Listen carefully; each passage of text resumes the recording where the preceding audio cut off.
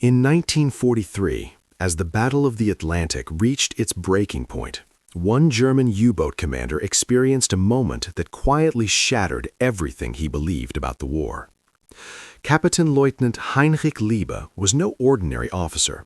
He was a seasoned submariner of the Kriegsmarine, trained to believe that German discipline, technology, and resolve could outlast any enemy. For years, men like him had stalked the Atlantic, sending Allied ships to the bottom and believing that Britain could be starved into submission. But after his capture, Lieber was taken somewhere no U-boat captain had ever truly prepared for. He was shown the industrial heart of the United States. What he saw there did not look like a nation at war in desperation. It looked like a force of nature.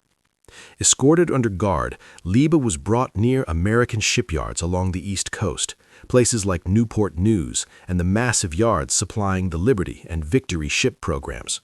From a distance, he could already sense that something was different. The noise was constant. The air vibrated with the sound of steel being cut, riveted, and welded day and night. There were no signs of exhaustion, no empty slipways waiting for materials. Instead, there were rows upon rows of hulls in various stages of completion, cranes swinging overhead like mechanical giants, and thousands of workers moving with practiced efficiency. To Lieber, who came from a Germany struggling under Allied bombing and material shortages, it was overwhelming. What stunned him most was the speed.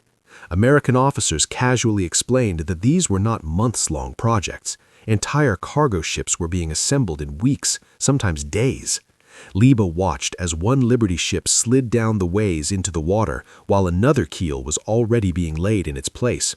He reportedly asked how many ships this yard produced in a year, only to be told that this was just one of many such facilities across the country. For a man whose entire mission had been to sink Allied tonnage faster than it could be replaced, this realization hit like a physical blow. The numbers no longer mattered. Sink one ship, and two more appeared. Sink 10, and dozens followed. As he stood there, Lieber understood something that had been hidden from German commanders by propaganda and distance. The United States was not merely fighting the war, it was manufacturing victory on an industrial scale Germany could never hope to match. American workers were not living under bombardment. Their factories were intact, their supply lines secure, their resources vast. Steel flowed freely, fuel was abundant, food was plentiful. This was not a fragile economy straining to survive. It was a machine, accelerating the longer it ran. In captivity, Lieber began to speak more openly. He admitted to interrogators and fellow prisoners that the Atlantic War was already lost. The U-boats could still sink ships, yes, but they could not sink American production. Radar, sonar, escort carriers, and long-range patrol aircraft were tightening the net around the Atlantic.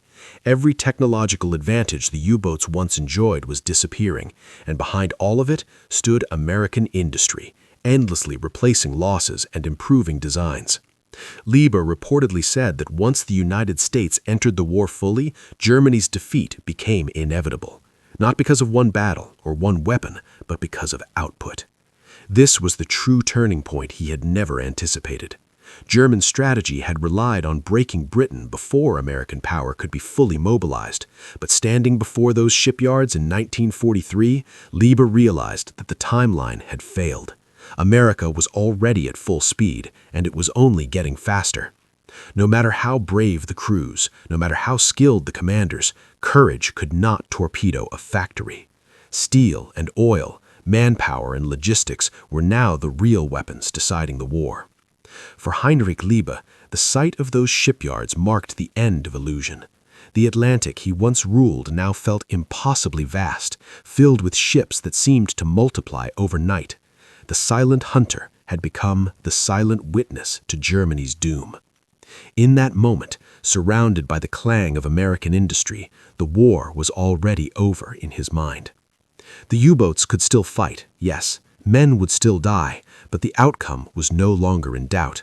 The United States was building the future faster than Germany could destroy it. And for a captured U-boat commander in 1943, that realization was more terrifying than any depth charge.